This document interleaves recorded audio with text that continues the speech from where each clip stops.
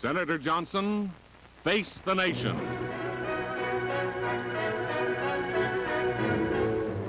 You're about to see the Democratic vice presidential candidate, Senator Lyndon B. Johnson of Texas, face the nation in a spontaneous and unrehearsed interview with veteran correspondents from the nation's press.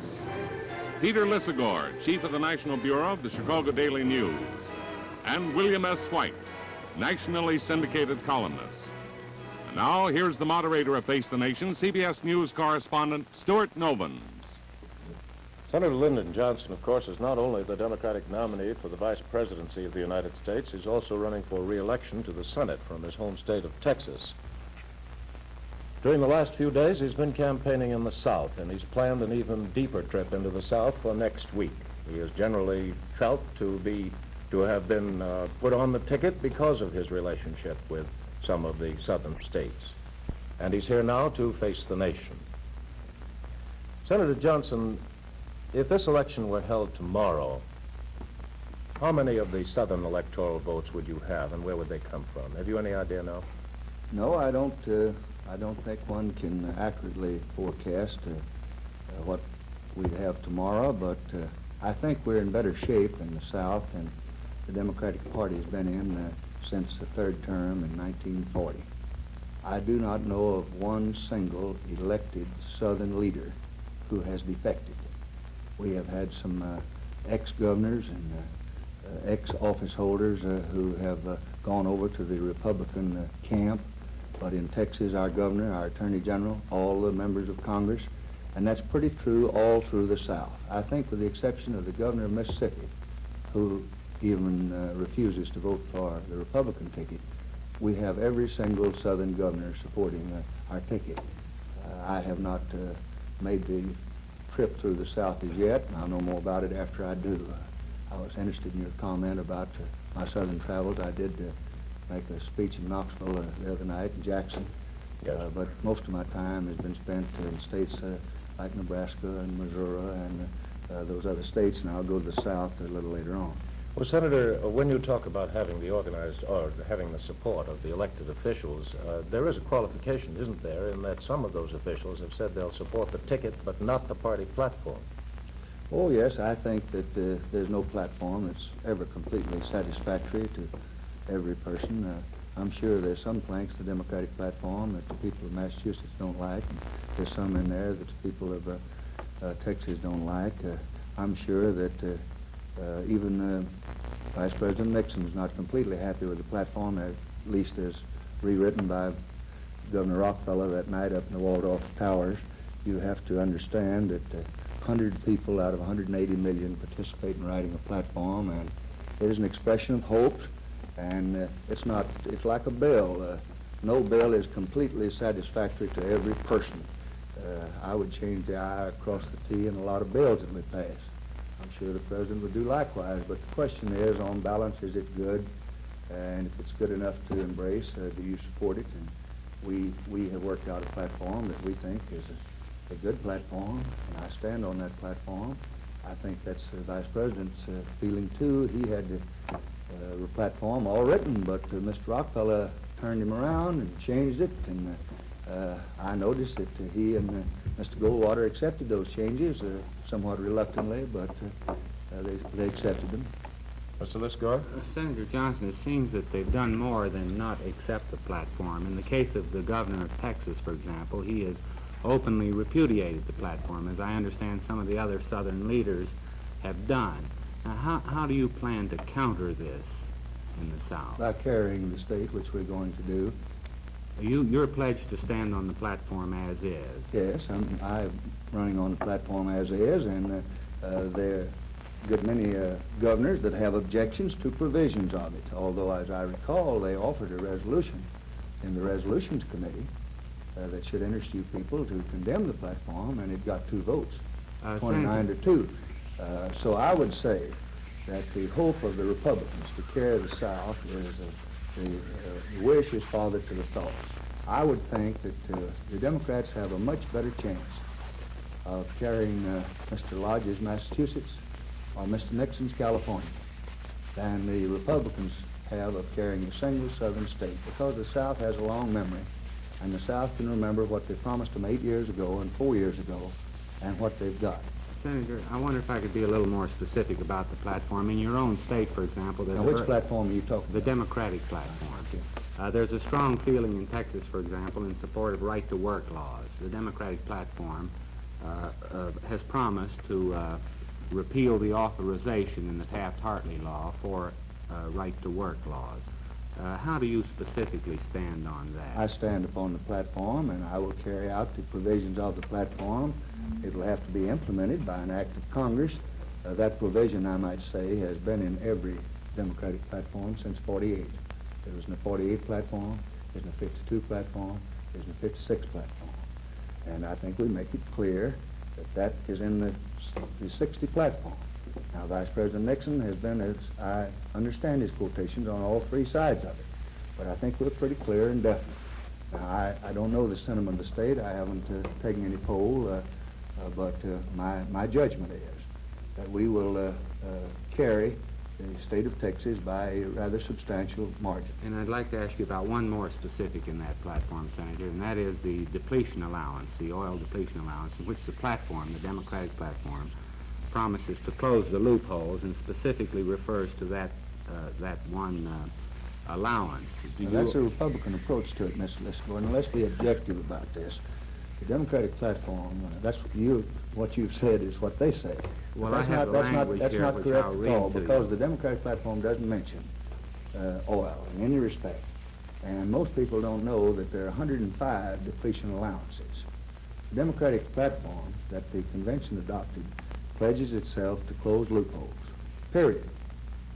Now, in the little dicta, it adds that such loopholes as extravagant expense accounts, dividend receipts, and depletion allowance. Which are inequitable. Which are inequitable. Now, last year, every Democratic member of the House Ways and Means Committee voted on that question, and all of them voted against reducing the depletion allowance on oil. Now, the Vice President has a little oil speech that he makes when he comes to Houston, or Mr. Goldwater makes when he goes to Dallas on oil. And they say now your platform here indicates that you're going to reduce the depletion allowance on oil. Now, of course, it doesn't. It doesn't say that at all. The person that's doing most to reduce the depletion allowance is Senator Williams, a Republican of Delaware, who would succeed to the chairmanship of the Finance Committee if the Republicans should win the Senate. He would take Senator Byrd's place. Now, he offers an amendment almost each year to reduce it from 27.5% to 15%. But he is overwhelmingly voted down 2-1, and I think there would continue to be. And I don't think there's any more reason to conclude the Democratic platform is unfavorable on depletion allowance from Republican. Matter of fact, the Republican platform says they favor a reasonable depletion allowance, and the one that would interpret it would have to be the Congress. And their leader in the Congress, Mr. Williams, says that he thinks 15% is reasonable. So I would assume that all the oil people ought to really be concerned about the position Mr. Williams takes. Question for Mr. White, please. Senator, to go back to away from the platform for a moment to the scoreboard, what you've said here seems to indicate that you have a fairly strong conviction that the Democrats will carry the entire South. Is this your prediction about it? I think that is true as of today. He asked me if I had to decide tomorrow. I don't see a single outstanding Southern leader that's been elected to a position of trust by his people who have embraced the Republican Party or the Republican platform. Right. We've had some questions about the Democratic platform, but so far as the Republican platform is concerned, there are many provisions in it that I'm sure the leadership of the South would not embrace. And while some of them do enjoy speeches by Senator Goldwater, I do not think some of the provisions that Governor Rockefeller would recommend would be acceptable. May I go from there to the Middle West, Senator? Preface the question with this inquiry. There's an impression among many of us, I think, who watch politics, that the struggle in the Middle West on domestic issues at least, or on basic issues, so-called bread and butter issues, is between the Democratic attack on the Benson Farm Program on the one side, that seems to be the strong Democratic thrust, and between Mr. Nixon's so-called peace issue, or the issue standing up to Khrushchev on the other side.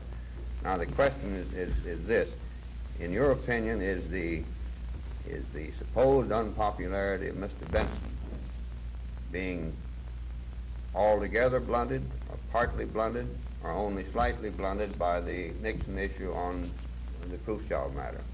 I would say partly blunted.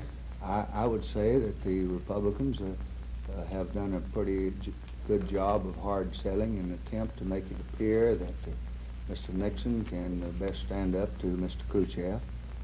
I think that where you hear the other side of it, the argument doesn't stand. It's not a question so much of one individual standing up to Mr. Khrushchev. It's a question of the government and the country standing up to Mr. Khrushchev.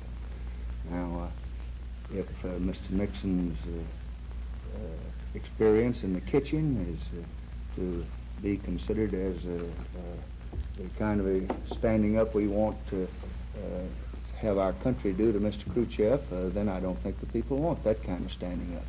I think that Mr. Nixon has this handicap. All the people of the country understand we're going to have a Democratic Congress. Now the question is, can Mr. Nixon and a Democratic Congress do more to stand up to Mr. Khrushchev than a Democratic president with a Democratic Congress? And I think that when you explain that to them and you get away from the Washington image of the vice president and see just what decisions he's made in the 7 years and 7 months he's been in office, actually, how has he stood up to people? He made a Latin American tour, that's true, and he took the Marines to help him get home safely. Then he's been to see the Queen, that's true. He had an argument in the Moscow kitchen. But during that period of time, Senator Kennedy has had to vote on, I guess, 800 or 900 matters affecting our relations with other nations and foreign affairs. During that period, the vice president's voted on it 7 times. Now, the question is, who can take the Democratic Senate and the Democratic House and unite them with the Executive Department and the Secretary of State and give us the best front toward the world? Who can lead us the best? And when you discuss that with the people of the Midwest or any other place, you blur this a little. Let me ask you another rather specific question on sort of in scoreboard terms again, Senator. Do you think now that the Democratic ticket will carry the Farm Belt? By that I mean principally the wheat, corn, hog states. No, I would not predict it would, although I have not been in any state that I could with assurance say this is a Republican state. I think a good deal. Have you been into Kansas, for example? Yes, I've been into Kansas. I had one of the finest rallies that we have ever had there, and I've been in Kansas 2 or 3 times. But we have a good Democratic candidate for the Senate out in Kansas, in the form of our national committeeman. We have terrific enthusiasm, and I think there's a deep feeling among all the farmers they can take 8 more years of what they've got in the way of agricultural program, and I think that's going to show itself. Senator Johnson, one of the paramount issues today, I think you'll agree, is foreign policy. And President Eisenhower is right now under great pressure in the United Nations to meet with the Soviet Premier Khrushchev. I wonder if you could tell us how you feel about such a meeting. I think that's a matter up to the President. I would not want to express an opinion that would influence him or prejudice his conduct. He has all the information before him, and I would be glad to go along with any decisions that he reached. He speaks for our country in the field of foreign relations. I think that this is a pretty serious situation we have there. I think the chips are down. I think our people got to realize the gravity of it. Mr. Khrushchev's not just doing a lot of clowning, in my opinion. I think that we're in a very critical period, and the road ahead's a rather hazardous one. I don't want to contribute to making it more hazardous by any complaints or predictions, but I think that people have got to be told the facts. I don't agree with the administration at all, or Mr. Nixon, that you shouldn't discuss the issues in this campaign.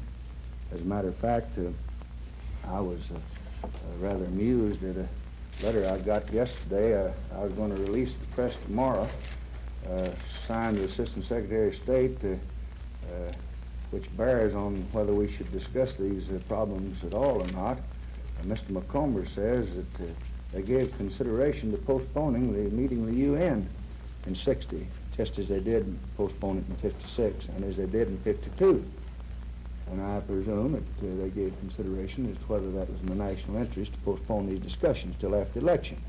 But they resolved that it was not necessary to postpone them. So if it's not necessary to postpone Mr. Khrushchev's talks, Mr. Castro's talks, Mr. Tito's talks, or Mr. Eisenhower's talks, I don't know why Senator Kennedy should be silenced. And I want to read one important sentence from that letter. The possibility of postponement was carefully considered early this summer by the Department in consultation with Ambassador Lodge.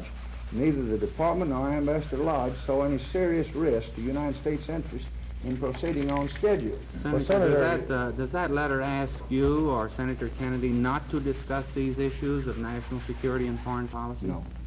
How did you come by that letter? Was it an answer to a letter of yours? Yes, we wrote the State Department and asked them if they had considered, in the light of the statements made by the Vice President, that we ought to postpone all this discussion, if they had considered postponing the UN meeting this year, as they did in 56 and as they did in 52, because the indications were that they felt that any discussion of issues would be bad.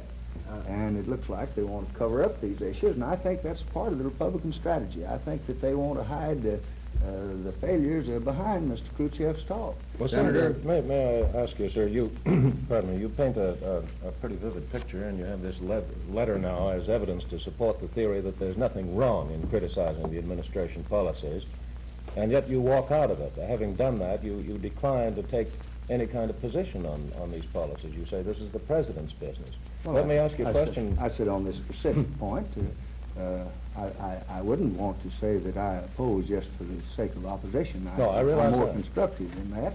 You just asked me one question, and I told you that was a matter that I would be guided by his opinion on. Well, let me ask you this question, sir. If you and Mr. Kennedy are elected, you'll be inheriting these problems in January. Well, Mr. Kennedy will, as the president of the country. Well, I'm The thinking Vice in terms President of doesn't speak a for ticket. this nation in connection with our relations with other nations. The Vice President, under his constitutional function, presides over the Senate. Under what conditions would a Democratic administration in January meet with the Russians? Well, you'll have to ask Senator Kennedy that question when he's elected, and after he appoints his Secretary of State, what the circumstances of the moment happen to be.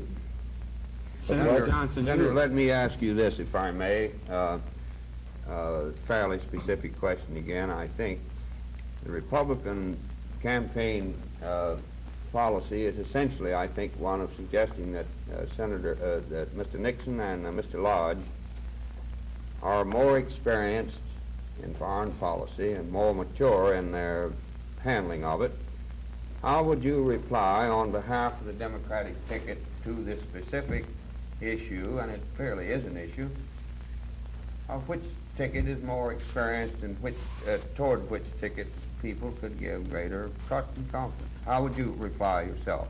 I think that they have made much of the argument of maturity and experience, and I don't think that you can say that they have all the edge or we have all the edge. I would like to present these facts to have them evaluated. The Vice President and Senator Kennedy entered Congress the same day. Senator Lodge served 8 years in the Senate and has served 8 years in the United Nations. I have served in Washington for 30 years come next year, 24 years of which have been in the House and the Senate. So I don't guess there's a great deal of weight one way or the other on the number of years you've served. Then the question comes, what kind of decisions have you been making? During the last 7 years and 7 months, the Vice President, so far as I'm aware, has voted 7 times in the Senate and made 7 decisions, and Senator Kennedy probably voted 700 times. Are you speaking during now that foreign Senate. policy decisions? All kinds of decisions, domestic and foreign. Good many foreign policy decisions. Senator Kennedy sits there on the Foreign Relations Committee each day and has to act on the matters come before it. Now, as far as I know, the Vice President has not been making those decisions, has not been making recommendations. I've seen where he was going to help get a school bill out of the House Rules Committee, and he's going to put his influence behind some other domestic measures. But I haven't seen where he really made any of those decisions. But I don't think there's a great deal of difference. In all fairness, I think both candidates have had a good deal of experience, 14 years in the federal government. Senator Lodge has had 16, and I have had 30. I wouldn't think that a few goodwill trips and casting 7 votes to break ties in the Senate would be overwhelming evidence of maturity or experience. Senator Johnson, the Vice President has made the point, however, that he and Mr. Lodge have participated in the discussions which has led to those great executive decisions in the foreign policy field. You've addressed yourself to the legislative decisions that the Vice President may or may not have taken part in. On the basis of his participation in the executive decisions, how would you answer Mr. White's question? Well, I would say that in some of the discussions that the leadership of the Senate, the 10 years that I have been in that type of work, some of those discussions the Vice President has been in on them. I believe he has participated in 1 or 2 by making an observation. I have never seen him make any strong recommendations one way or the other on them. Are you of saying... no important decision in the field of our relations with other nations or the defense of our country that the Congress has not been aware of and has not been consulted. And periodically, before the President takes a trip or after he comes back from one, or before he goes to a conference or after he comes back from one, he calls in the leadership. And in some of those meetings, the Vice President has been present. Some of them, Ambassador Lodge has. But I would say by no means all of them.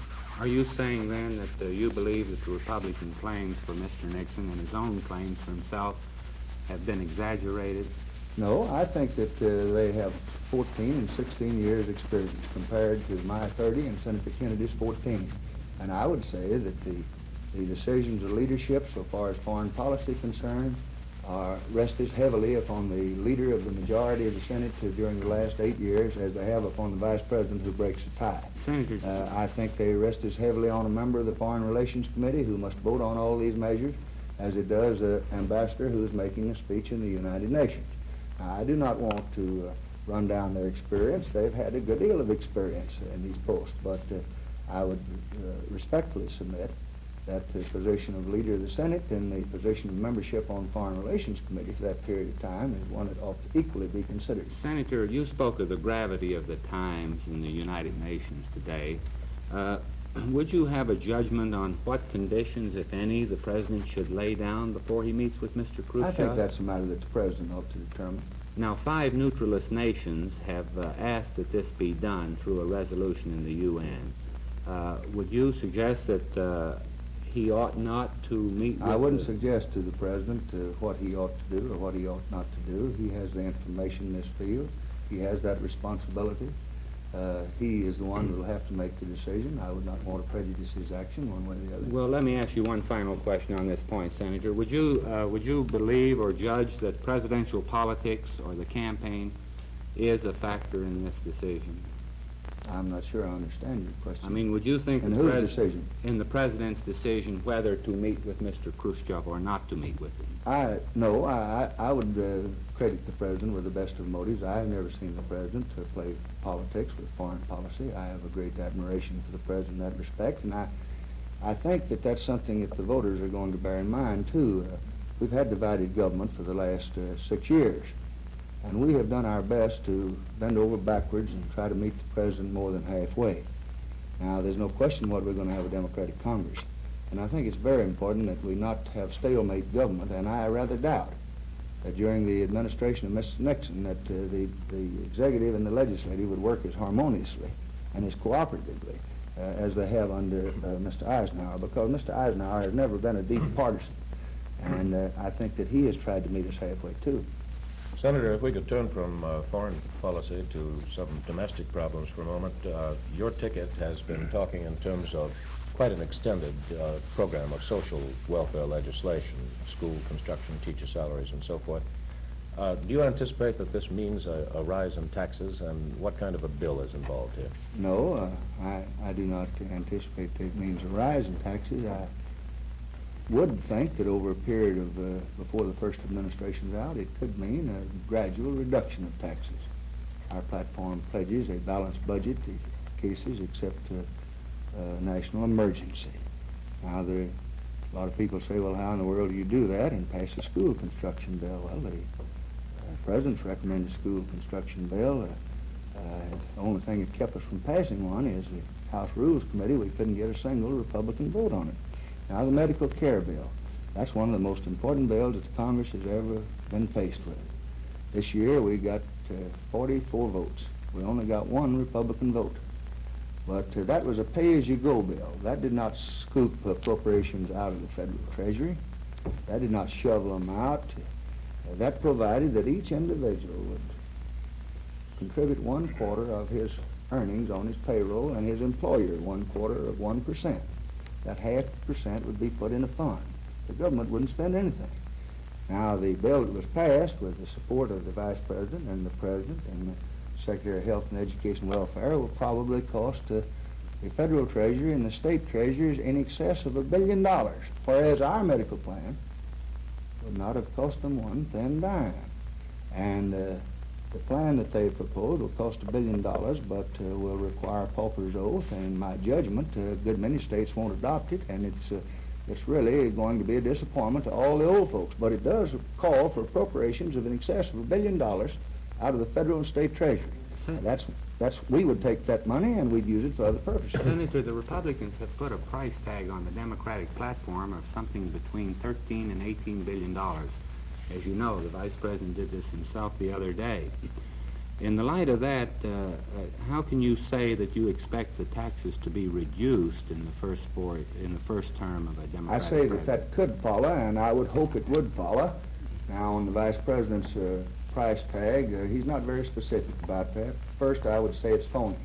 That's the first thing. Second, I'd say the Vice President knows very little about the Democratic platform, or he wouldn't have made a statement like that. Third, I would point this out, that during this administration, the Agriculture Department has spent more money in 7 years than they've spent in the entire 70 preceding. They're spending $6 or $7 billion a year now to run farmers off the farm. They've increased their employment by 40,000 people. Now, you can't tell me that Jack Kennedy is going to sit around as president very long without cleaning out that situation. So we're going to affect the economy. Jack Kennedy likes to be careful and prudent, and he is a cautious man, and he's not going to be a wild spender. And my judgment is that if you read the Democratic platform instead of the Republican propaganda sheets, you'll see that it pledges a balanced budget except in cases of a national emergency. Well, Senator, thank you very much indeed for coming here to Face the Nation. Thanks also to today's news correspondents, Peter Lissagore of the Chicago Daily News, William S. White, nationally syndicated columnist. This is Stuart Novins. We invite you to join us next week at this same time for another edition of Face the Nation, when from San Francisco, our guest will be the Republican vice presidential candidate, Henry Cabot Lodge. Our program today originated in Washington. Face the Nation was produced by Michael J. Marlowe, associated in production, Ellen Wadley, directed by Bill Lyndon. Today you saw the Democratic vice presidential candidate, Senator Lyndon B. Johnson of Texas, face the nation. Hal Stepler speaking. This has been a public affairs presentation of CBS News. This is the CBS Television Network.